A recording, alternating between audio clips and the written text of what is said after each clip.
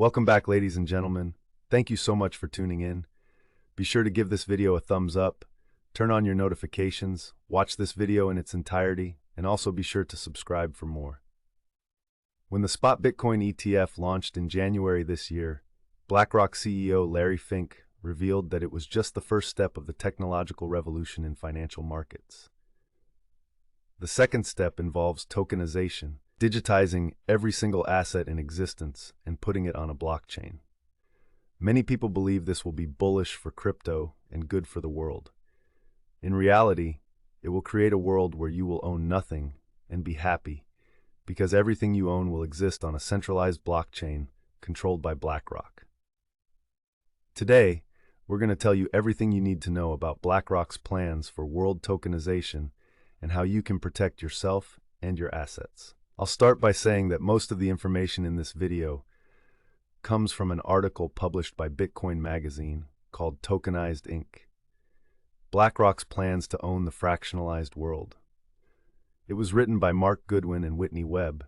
That said, the article begins with a summary of an interview that Larry did after the spot Bitcoin ETFs were approved. That's the interview we cited in the introduction. The authors critique the fact that BlackRock appears dead set on turning Bitcoin into an asset rather than a decentralized financial system. For context, there's a difference between Bitcoin, the network, and BTC, the asset. Many argue that the implicit purpose of the Bitcoin network is to serve as the base layer for an alternative financial system. By putting Bitcoin into an ETF, many have argued that it has made it nothing more than an asset like BTC. To that end, the authors argue that the Bitcoin network is capable of being the base layer for an alternative financial system due to innovations such as the Lightning Network. They reiterate that the institutional investment that many BTC holders have been calling for threatens this implicit goal. Again, that's because institutional investors don't see Bitcoin as an alternative to the existing financial system.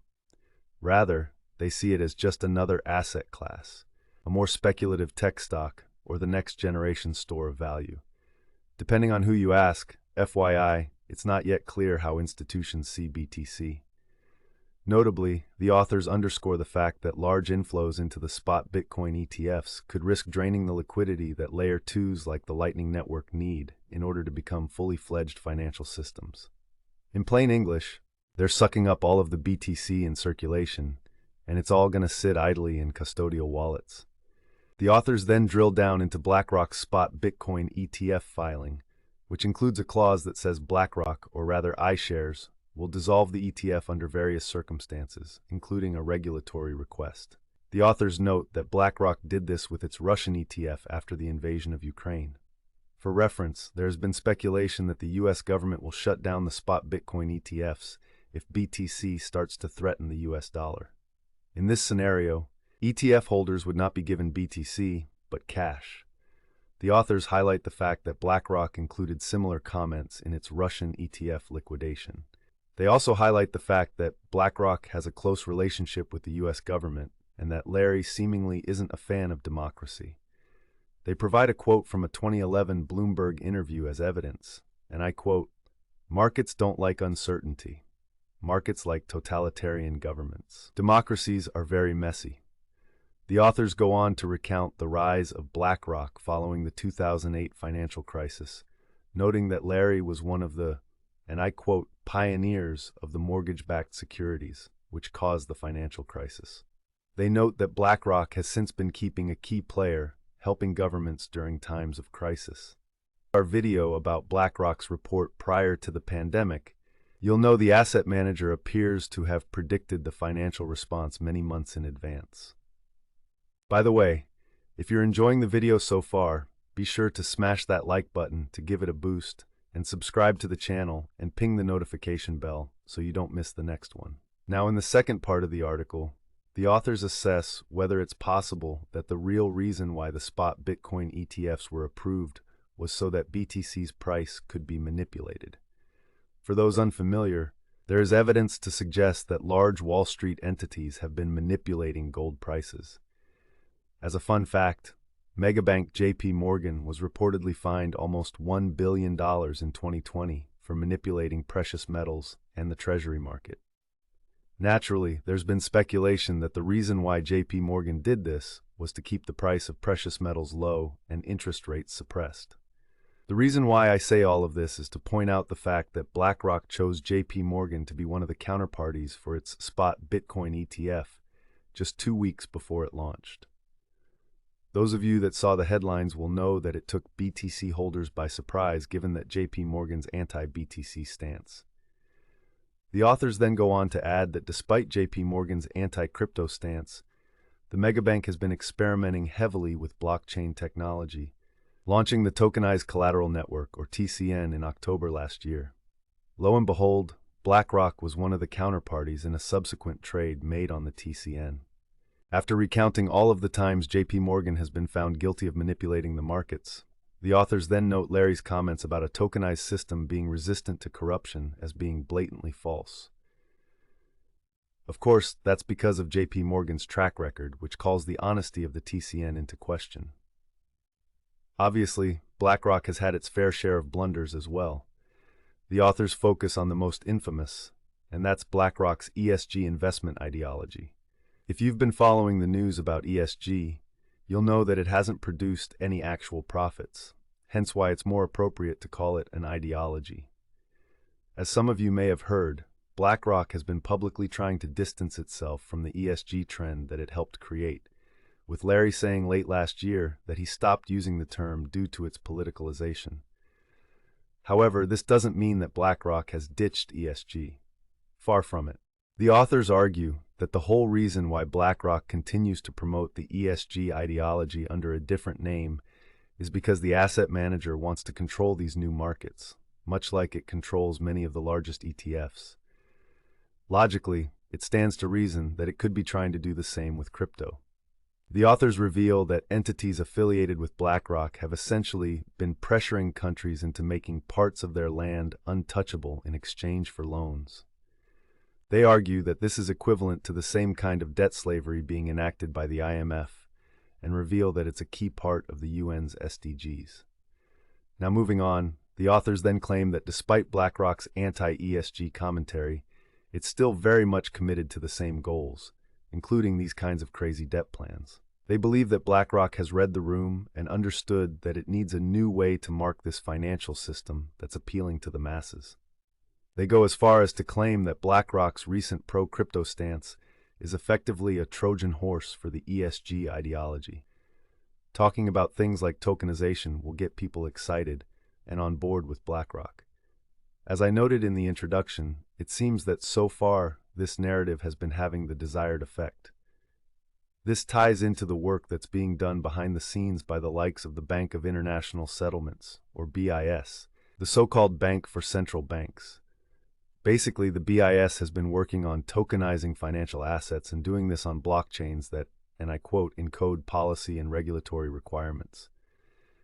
BIS is a private and permissioned blockchain where all assets are tokenized and where central bank digital currencies, or CBDCs, are the primary means of exchange. Mark and Whitney's article acknowledges the use of CBDCs in this tokenized system and even talks about the new environment based on credit scores the elites are trying to roll out.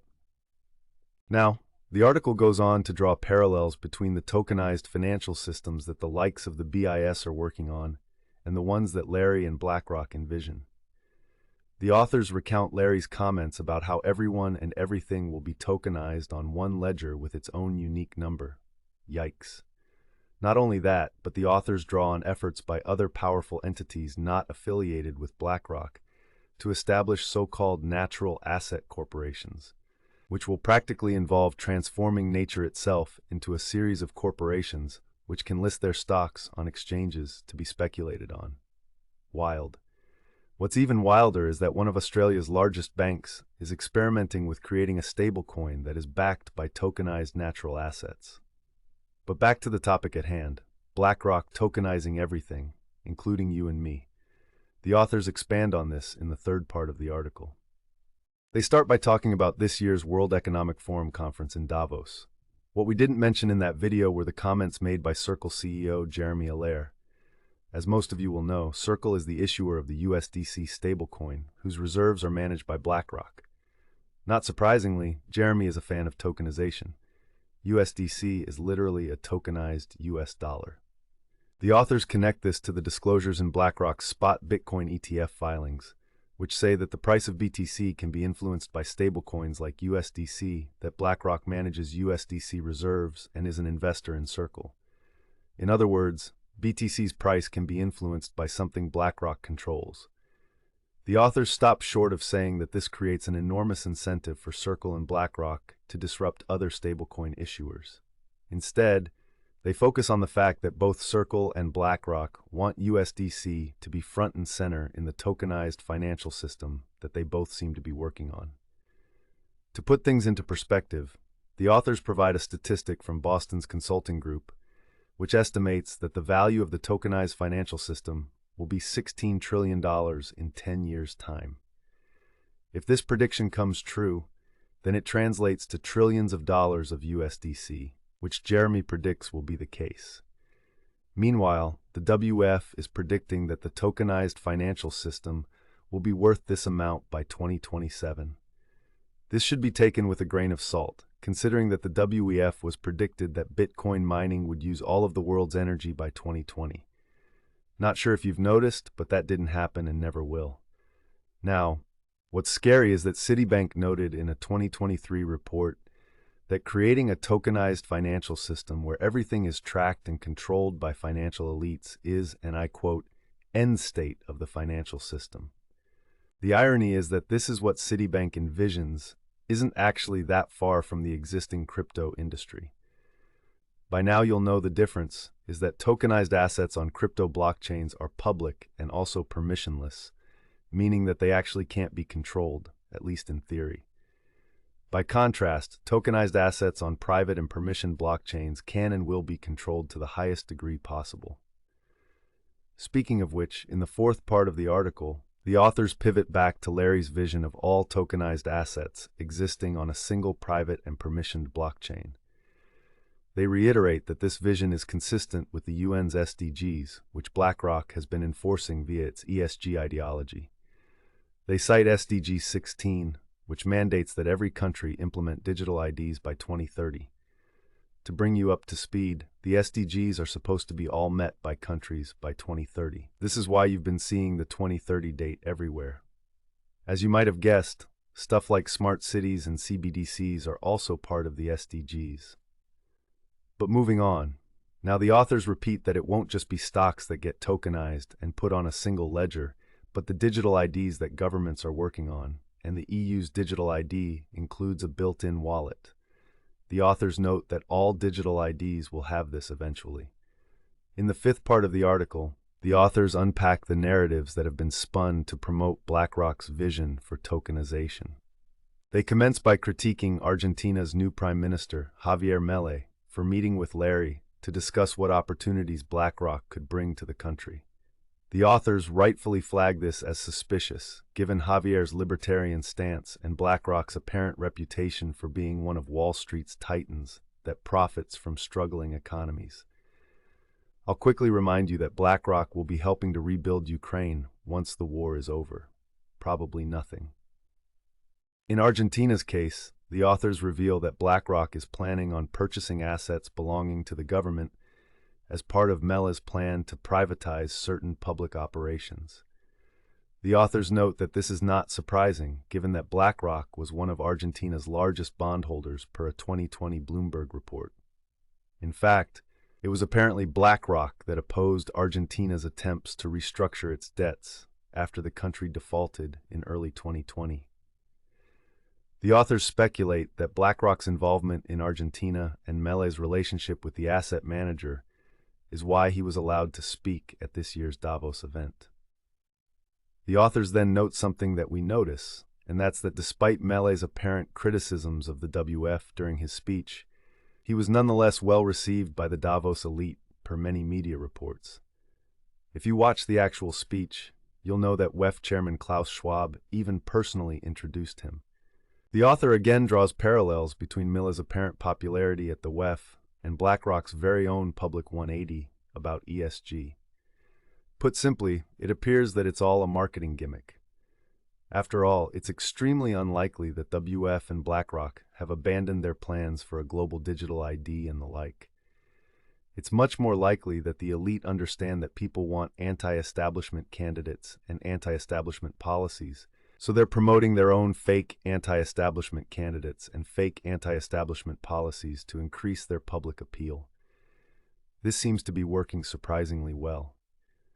The authors put it more bluntly, and I quote, "You will allow BlackRock to build a panopticon of tokenized Earth with Americans' retirement money under the dialectic pretext of owning the liberals, unknowingly connecting all aspects of ownership to centralized databases, walled identity gardens, and fractionalized reserve assets transmitted and issued on private blockchains of Wall Street banks." They conclude, however, on a slightly more positive note, and I quote, "The new tokenized economy must be created under the guise of free markets, leading newfound prosperity for individuals, and not a digital serfdom paid with misunderstood user agreements, biometric credentials, and faux collectivist talking points." This brings me to the big question, and that's how you can protect yourself and your assets from a totalitarian tokenization that BlackRock and its cronies are trying to implement. For starters, you can stop buying into their narratives, specifically the idea that they're somehow down with decentralization. Next, take a second to assess how much of your net worth is tied up in assets that BlackRock do, could, or will want to tokenize on its blockchain. Spoiler, but if you're in crypto, chances are that a portion of your assets that have been allocated to coins and tokens that are aligned with BlackRock. I'll give you a hint: stable coins. If you're not into crypto, then you need to understand that stratified assets you hold will likely be the first to be tokenized. This means stocks, bonds, and any other stuff that you trade or hold through your bank or broker. Next, you can expect the money in your bank to be tokenized, be it with a CBDC or otherwise. After that, expect to see all of the physical assets you own tokenized on a blockchain, likely starting with your house and your car. All of the records of you having ownership of those assets will be digitized, which means that your ownership can be turned off if you, say, publicly go against BlackRock's ESG ideology. This is precisely how you'll own nothing can be happy. You see, when these systems are all rolled out, they will be completely benign and even convenient. It won't be until some crisis or the election of some controlling government that you've realized how fast this powerful technology can become very dystopian. Thankfully, you can protect yourself in 3 ways. The first way is to purchase valuable assets that can't easily be tracked and tokenized, such as gold coins purchased with cash. The second way is to get in touch with like-minded people so that you can create an economy with these assets. The third way is to hold, promote, and adopt similar technologies that retain your freedom, namely cryptocurrencies. So take a second to consider that meme coins could someday be more valuable than stocks, simply because you can trade them anytime that you want using a permissionless blockchain. And as we've mentioned many times before, doing what you want with your assets whenever you want is the definition of financial freedom. This kind of freedom is quickly disappearing from the existing financial system, thanks in large to asset managers like BlackRock and organizations like the UN. The silver lining is that people are starting to notice this and slowly holding and promoting and adopting alternative technologies. All we need to do now is to keep up the pace and remember not to get caught up in the narratives that are being spun up by the very same entities that are actively trying to enslave us. With some luck, the launch of the spot Bitcoin ETFs will supercharge interest in the crypto industry to the point that it reaches breakout adoption that can't be stopped. Let's just hope that we don't accidentally end up adopting crypto projects and protocols that are aligned with BlackRock. If you are interested in learning how to trade cryptocurrencies or interested in improving your cryptocurrency's trading abilities, consider purchasing the Advanced Cryptocurrency Trading Bundle while it is on sale today at 68% off at bit.ly/crypto trading bundle. Once you purchase a bundle, you will get access to 7 courses totaling 27 hours of invaluable knowledge that cannot be found on free sites like YouTube.